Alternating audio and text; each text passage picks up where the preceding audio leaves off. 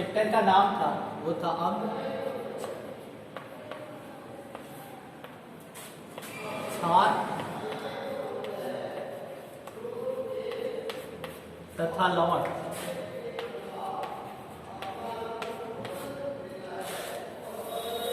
पिछले क्लास में बताया गया था कि लवण क्या होता है, साल्ट, ठीक, और कितने प्रकार के साल्ट होते हैं ये चल रहा है। कितने प्रकार का साल्ट होता है ये चल रहा है। तो पहला हमारा सॉल्ट जो था वो था साधारण,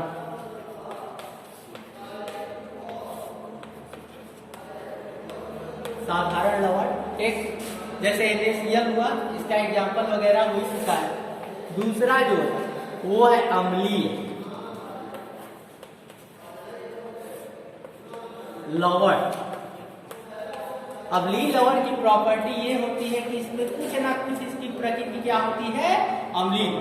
एक तो अम्लीय का जो H पॉजिटिव आयन जो होता है, जो हाइड्रोजन होता है, कहीं ना कहीं उस लवण में क्या होगा, उपस्थित होगा, तो कैसा लवण कहलाएगा, अम्लीय लवण। एक तो लिखिएगा वह लवण, वह लवण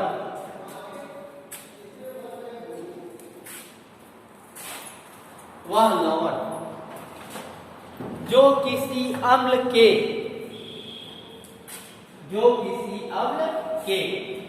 H पॉजिटिव आयन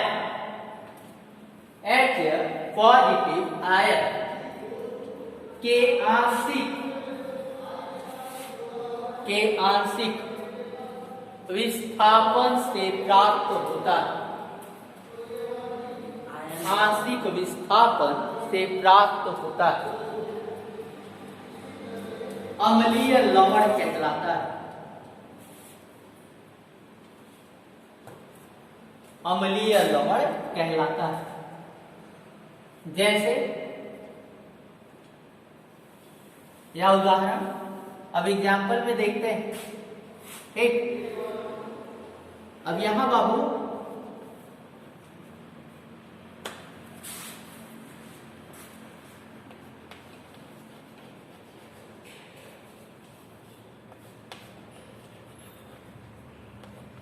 एग्जाम्पल, ठीक।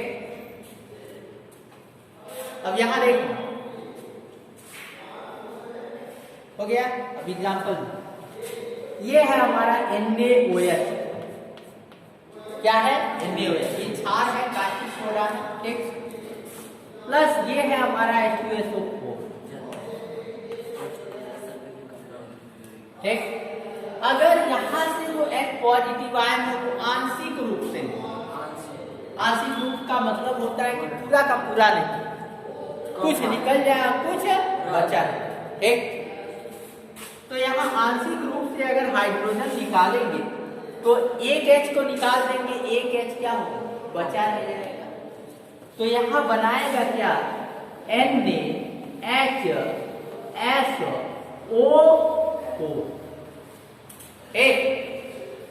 एक H निकला और यहाँ से एक क्या निकलेगा, OH, और मिल करके क्या बना लेंगे, H2O। तो यहाँ देखिए ये हमारा क्या है, लवण है ना। अब इस लवण में कहीं ना कहीं ये हाइड्रोजन उपस्थित है, और जब हाइड्रोजन उपस्थित होगा तो जाहिर सी बात है इसकी जो प्रकृति होगी वो कैसी होगी, अम्लीय। ये जो साल्ट है इसकी प्रकृति क्या होगी, अम्लीय। तो ये हमारा फर्स्ट है,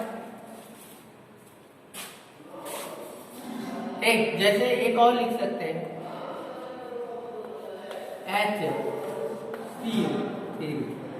ये भी हमारा क्या है, क्या होगा बाबू, अम्लीय लवण होगा। अम्लीय लवण इसलिए है क्योंकि इसमें कहीं ना कहीं H मौजूद है, और जाहिर सी बात है जब H मौजूद होगा तो कौन सा लवण होगा, अम्लीय होगा। अगर कहीं बीच में OH दिख जाएगा तो कैसा लवण होगा, क्षारीय, ठीक। अगर बीच में कहीं OH रहेगा तो कैसा लवण होगा, ठीक। तो यहाँ अब नाम देखिए, इसका नाम क्या होगा, इसका नाम यहाँ देखिएगा, नाम इसका ये क्या है, सोडियम हाइड्रोजन, और SO4 को क्या कहते हैं, सल्फेट।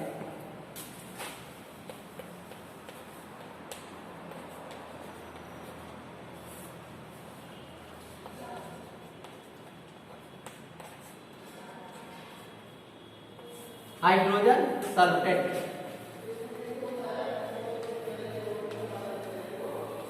ये हो गया, ठीक। इसका नाम क्या होगा? Potassium hydrogen carbonate. क्या होगा? Potassium hydrogen carbonate.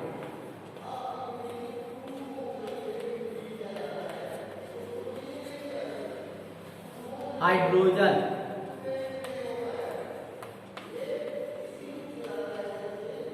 कार्बोनेट।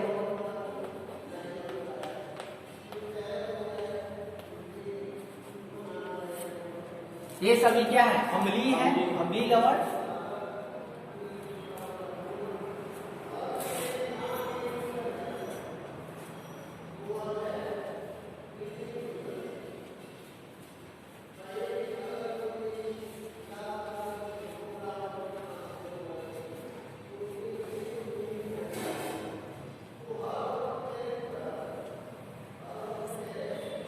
हो गया, आगे चलते हैं।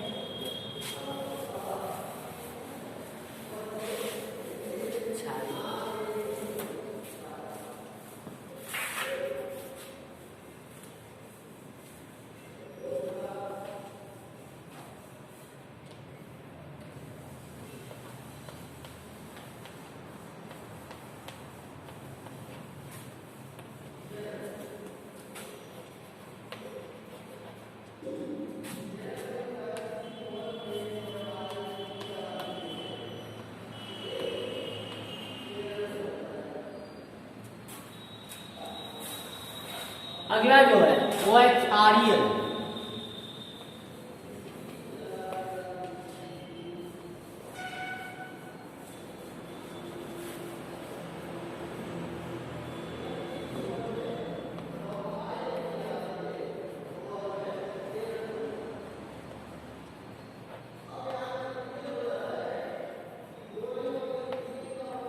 क्षारीय लवण, थर्ड नंबर, तीसरा नंबर है ये।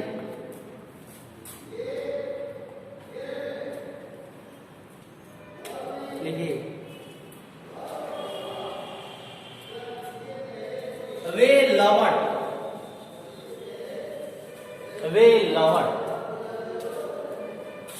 जो हाइड्रो ऑक्साइड आयन के, वे लवण जो हाइड्रो ऑक्साइड आयन के आंशिक विस्थापन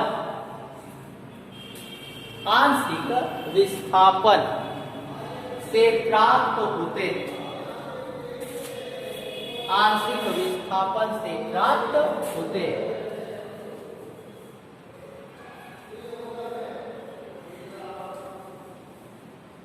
क्षारीय लवण कहलाते हैं।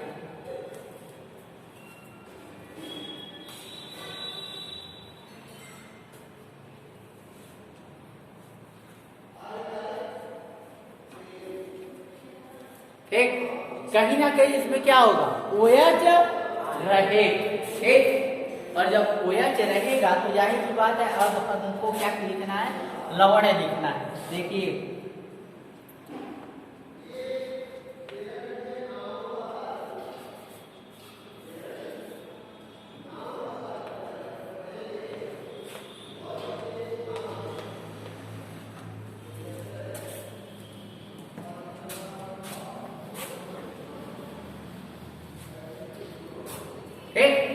इसमें देखिए ये जो लवण है, ये लवण में कहीं ना कहीं आपको दिख रहा है ना OH, और OH जब रहेगा तो कौन सा लवण होगा? ठीक। अब यहाँ देखिए एक चीज आप बता दें, जब भी हम OH को लिखेंगे तो छोटे एक ब्रैकेट में लिखेंगे, क्योंकि ये O और H दोनों क्या है? एक। यही तो OH दिखाएगा। अगर हम कहते कहीं O को अलग लिखते और H को अलग लिखते तो वो एक पॉजिटिव आयन दिखाएगी, H दिखाएगी, ठीक। लेकिन यहाँ OH को क्या करेंगे? एक साथ लिखेंगे। इसका नाम है कैल्शियम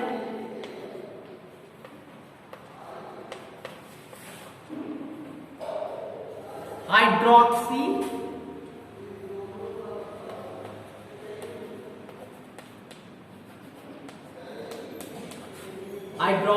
OH को क्या बोलते हैं? हाइड्रोक्सी। और Cl को क्या बोलेंगे? क्लोराइड।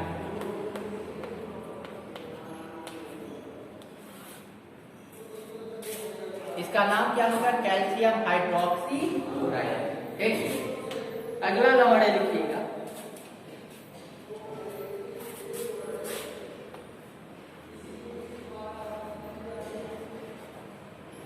अगला जो है वो द्विक लवण।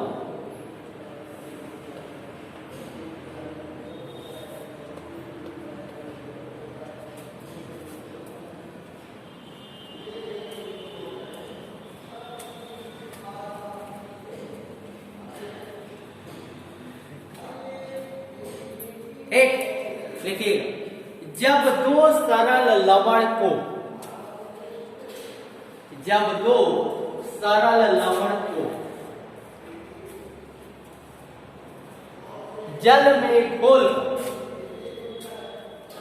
जल में घोल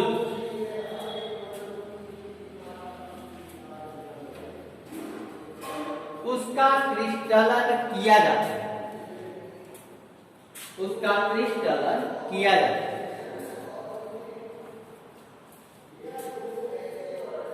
तो प्राप्त लवण को, तो प्राप्त लवण को द्विक लवण कहते हैं,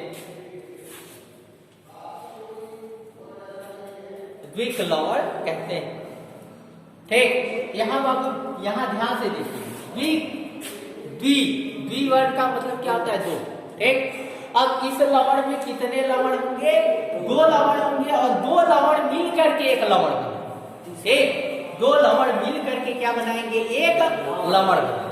ये होता क्या है? जब भी हम क्या करते हैं कि जल में पहले दोनों लवण को क्या करेंगे? घोल लेंगे, और घोलने के बाद उसका क्रिस्टलन करते हैं। क्या करते हैं? क्रिस्टलन। और ये जो क्रिस्टलन की क्रिया होती है उसको करने के लिए जल में घोल दो, और घोलने के बाद जब घुल जाएगा तो हम क्या करेंगे? गर्म करेंगे, और तब तक गर्म करेंगे जब तक कि जल उसमें से बाहर न निकले। ठीक, क्या हो? जल बाहर न निकले। जैसे मान लो कि चीनी और नमक दोनों को एक साथ करना है, एक बिल्कुल एक ही, तो ऐसी बात है, अगर चीनी लिए उसमें नमक डाल दोगे तो नमक अलग दिखाई देगा, चीनी अलग दिखाई देगा, है ना? लेकिन क्या करो कि नमक और चीनी को जल में घोल, और घोलने के बाद जल को वेपर बना करके उड़ा दे, तो फिर जो सॉलिड पदार्थ मिलेगा उसमें तुम ये नहीं जान पाओगे कि कौन सा कण चीनी का, कौन सा नमक, है ना? तो ठीक इसी तरह है। ठीक, तो इसमें आता है, देखिएगा एग्जाम्पल में K2SO4, ये हमारा एक लवण है। ठीक, दूसरा लवण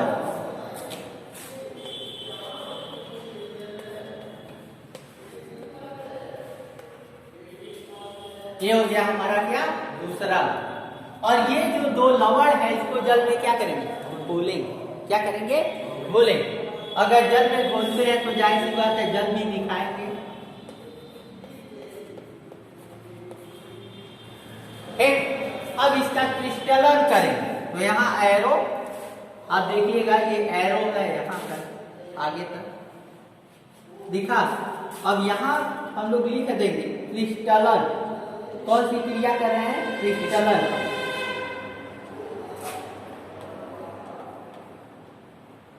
क्रिस्टलन की क्रिया करते हैं तो जाहिर सी बात है मिलेगा क्या? यहाँ ध्यान से देखिएगा, K2SO4 हो गया, डॉट। अब ये जुड़ जाए, क्या होगा? जुड़ जाए, और जुड़ जाएगा तो जाहिर सी बात है प्लस नहीं रहेगा, वहां क्या आ जाएगा? डॉट। क्या आएगा? डॉट। Al2 क्या होगा? SO डॉट 24 H2O, डॉट कितना होगा? 24 H2O। तो ये जो लवण है इसी को हम लोग क्या कहते हैं? द्विक लवण। इसमें दो है, एक तो पोटेशियम सल्फेट है और एक क्या है? एल्यूमिनियम सल्फेट है। इसका नाम क्या होगा? Potassium aluminium sulphate. क्या नाम होगा? Potassium aluminium sulphate.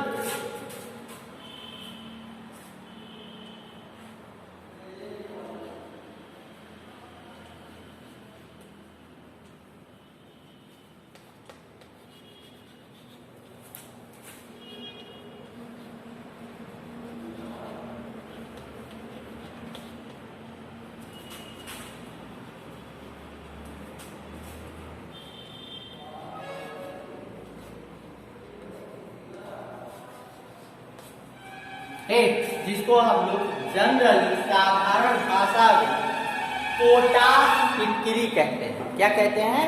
पोटाश फिटकिरी। जो फिटकिरी हम लोग यूज करते हैं ना दाढ़ी उड़ी बनाने के बाद, उसका फार्मूला यही होता है। ठीक, K2SO4 डॉट Al2SO4 का होल थ्राइड डॉट 24H2।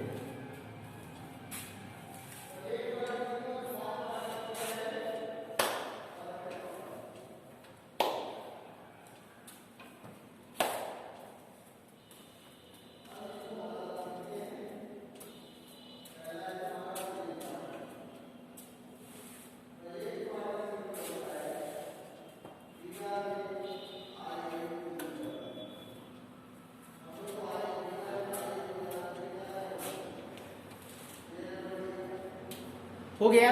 अब आगे चलते हैं। जैसे लवण का वर्गीकरण मैंने कितने लवण बता दिया?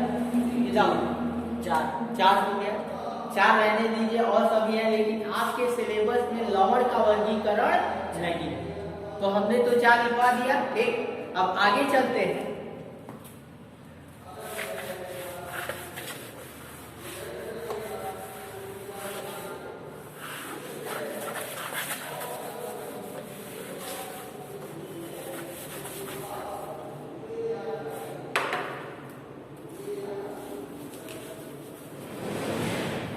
अगला जो हेडिंग आप लिखेंगे,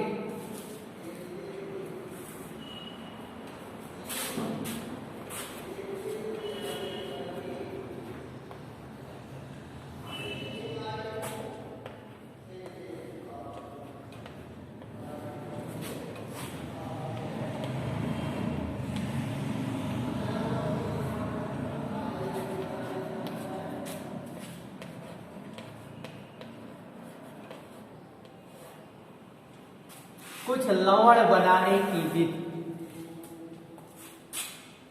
ठीक,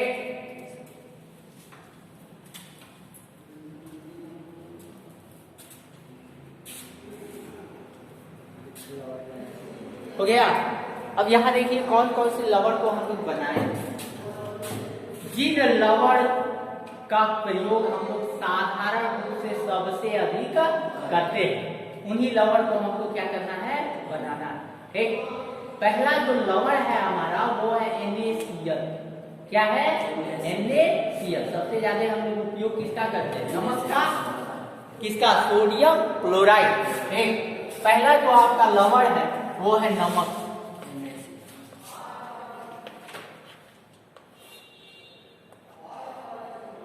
जिसको कॉमन साल्ट कहते हैं।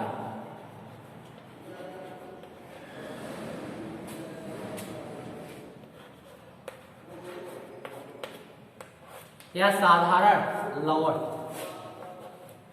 ठीक, अब यहां देखिएगा बाबू, ये जो साधारण लवण होता है इसका ये साधारण लवण, और सूत्र क्या होता है? और सूत्र बाबू इधर ध्यान से देखो, और सूत्र इसका होता है NaCl। क्या होता है? NaCl। ठीक, इसका सूत्र हो गया। अब अर्धसूत्र लिखने के बाद एक चीज और हम करेंगे, एक अणु का भार। क्या निकालेंगे? एक अणु का भार। ठीक, तो हम लोग उसको कहते हैं अणु भार। क्या कहते हैं? अणु भार। ठीक, अब अणु भार निकालना है। किसका अणु भार निकालना है? NaCl का, सोडियम क्लोराइड का। ठीक, सोडियम का परमाणु भार कितना होता है? परमाणु भार सोडियम का परमाणु भार होता है 23। ठीक, क्लोरीन का होता है 35.5। कितना होता है? 35.5। ठीक, अब इसको जोड़ेंगे तो इसका अणुभार जो आएगा, ठीक, 5.5 और 3 8 और 3 2 58.5। इसका क्या अणुभार कितना आएगा? 58.5। ठीक, नोट कर लीजिए।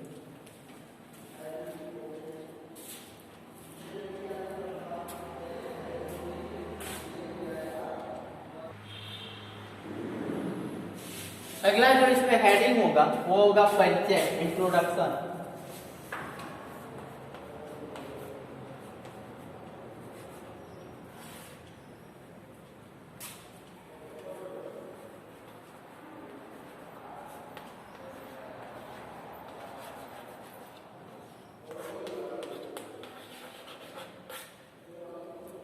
इंट्रोडक्शन लिखिए, साधारण नमक,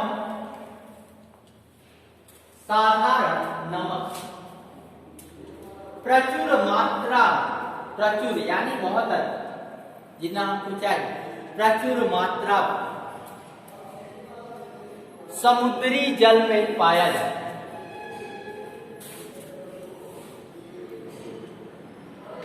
समुद्री जल में पाया जाता है।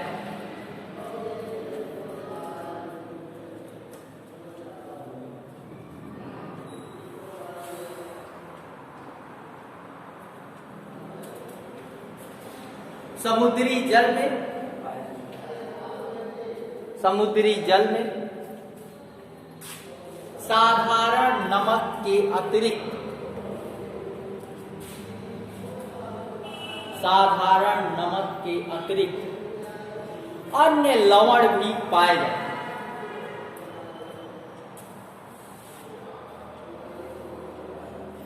अन्य लवण भी पाए जाते हैं।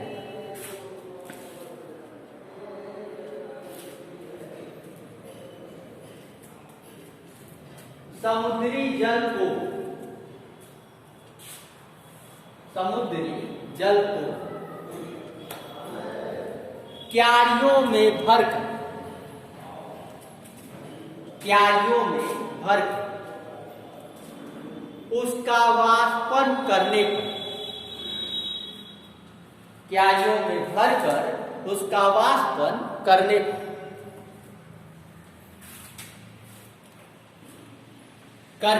पर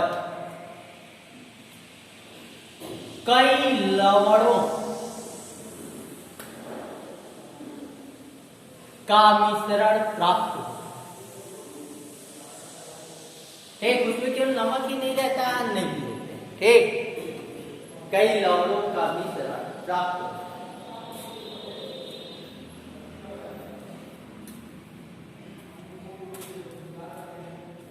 इस मिश्रण का शुद्धिकरण करने पर,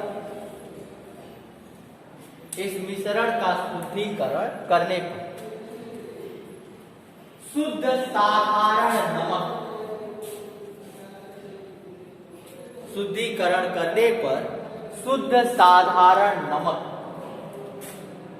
प्राप्त होता है।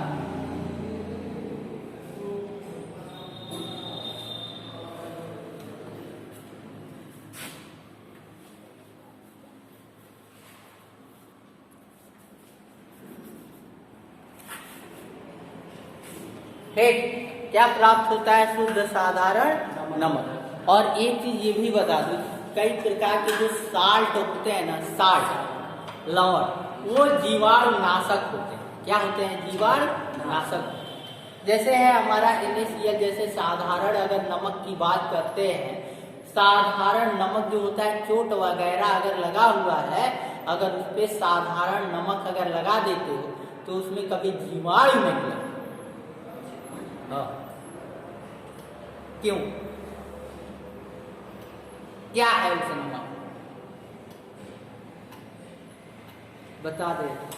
जो नमक हमारा आता है ना, उसमें आयोडीन है। क्या होता है? आयोडीन। और आयोडीन जो होता है वो जीवाणु नाशक होता है। क्या होता है? जीवाणु नाशक। इसीलिए जो नमक है वो एंटीसेप्टिक का भी कार्य करता है। ठीक, लगेगा, आएगा, लेकिन होगा क्या? जीवाणु नहीं लगे। जैसे चोट लग जाता है, फिटकरी लगाते हैं तो हल्का सा जलन देता है ना, लेकिन जीवाणु नहीं लगता। इसी तरह हमारा नमक आयोडीन है, अगर आयोडीन जहां भी अगर लगा देंगे तो जाहिर सी बात है जीवाणु नहीं लगेगा, वो एंटीसेप्टिक। ठीक,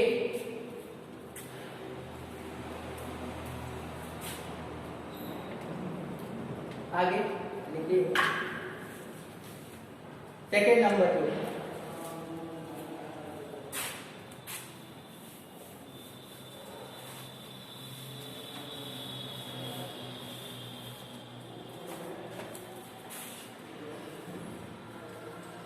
अगला जो लवण है,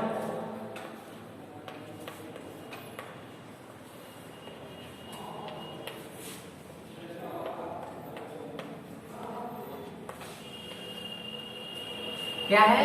खाने का सोडा।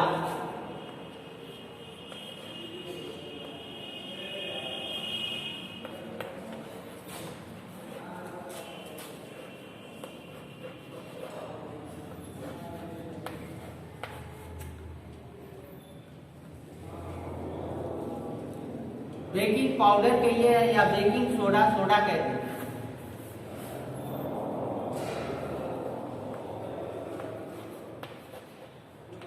ठीक, अगला जो है हमारा क्या? खाने का सोडा, बेकिंग सोडा, या जिसको हम लोग कहते हैं मीठा सोडा। हाँ, यूज करते हैं ना खाना बनाने में, तो ये हम लोग खाने के लिए इस्तेमाल इसका भी करते हैं। ठीक, इसका जो बेकिंग सोडा होता है, खाने वाला जो सोडा होता है, उसका सूत्र देखिएगा।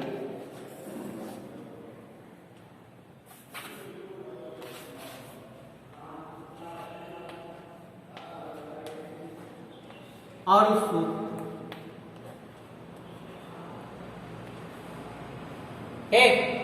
और सूत्र इसका होता है NaHCO।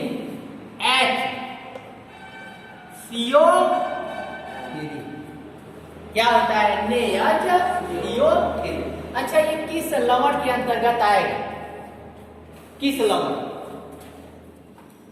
लवण के प्रकार लिखवाया गया है ना, तो किस लवण? अम्लीय लवण। ठीक, और अम्लीय लवण के अंतर्गत आता है। एक चीज और बता दे रहे हैं, ये जो लवण होता है, ये लवण बहुत ही अच्छा होता है। जैसे कई चीजों को, ये भोजन वगैरह जो होता है ना, अगर उसमें इसको डाल दिया है, ठीक, तो ये खाना जो होता है, जो भोजन होता है, बहुत जल्दी पचता है। ठीक, सोडा पेट के लिए और क्या होता है? लाभदायक होता है ना। हम लोग कहते हैं कि सोडा ले लो। ठीक, तो सोडा यही होता है, खाने वाला सोडा। ये हमारे पेट के पाचन में क्या करेगा? सहायक करेगा। सहायक इसलिए क्योंकि ये अम्लीय प्रकृति का है। किस प्रकृति का है? अम्लीय प्रकृति का। जैसे तुम लोग देखते होंगे, खाना को पचाने के लिए, भोजन वगैरह जो होता है, भोजन को पचाने के लिए हमारी बॉडी के अंदर बहुत सारे एसिड जो होते हैं, वो स्रावित होते हैं। ठीक, एसिड क्या होते हैं? निकलते हैं। इसीलिए कभी कभी लोगों को खट्टा डका है, अर्थात हमारे पेट में भोजन गया, भोजन तो खट्टा था नहीं ना था। कुछ भी खाओगे, हर एक चीज खट्टा थोड़ी ना है। अब उस भोजन को पचाने के लिए हमारी बॉडी में क्या खट्टा पदार्थ क्या होता है? स्रावित होता है, अंदर ही निकलता है। और भोजन में भी क्या होता है? मिक्स होता है। और जाहिर सी बात है, जो अम्ल है, अम्ल की प्रकृति क्या होती है? संक्षारक की प्रकृति होती है। और वो चीजों को क्या करता है? गलाता है। क्या करता है? गलाता है, अर्थात भोजन को गला देगा, है ना। तो खट्टा आता है ना, तो वही है। ये अगर हम लोग खाएंगे तो जाहिर सी बात है, भोजन जल्दी पचेगा। इसीलिए लोग वगैरह भोजन वगैरह को पचाने के लिए अचार वगैरह, ये ठीक, तो वही है। अब इसका अणुभार निकालेंगे।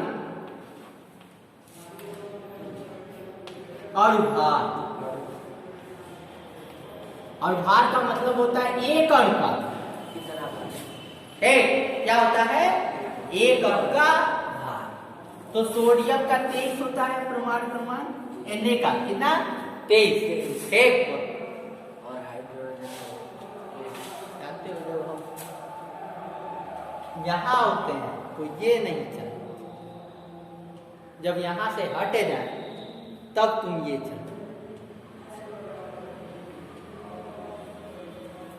Na का 23, हाइड्रोजन का कितना होता है? 1, कार्बन का कितना होता है? 12, प्लस ऑक्सीजन कितना है? 3 ऑक्सीजन है। ठीक, ये जो 3 लिखा है वो ऑक्सीजन के लिए। ठीक, तो 3 गुणे 1 ऑक्सीजन का कितना? 16। अब यहां देखिए 24, ये हो जाएगा 23 प्लस 1 प्लस 12, 16 48 हो गया। अब देखिए 8, 2 10 और 1 11 और 3 हाँ 84 होगा। 84। इसका अनुपात कितना आया? 84। इतना राइट करिए।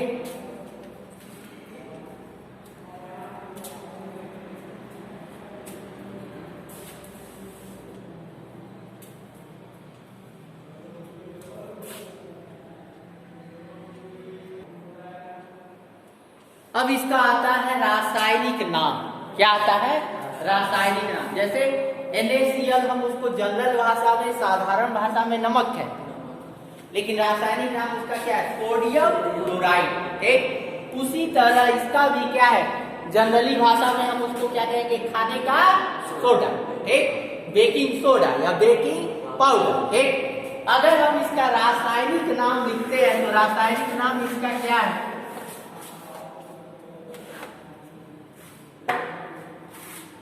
ये क्या है? सोडियम। H क्या है? हाइड्रोजन। और CO3 को कार्बोनेट। क्या? तो इसका रासायनिक नाम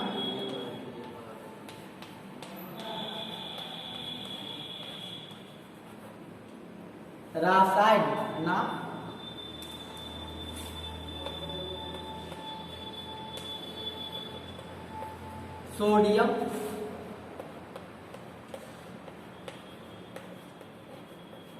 हाइड्रोजन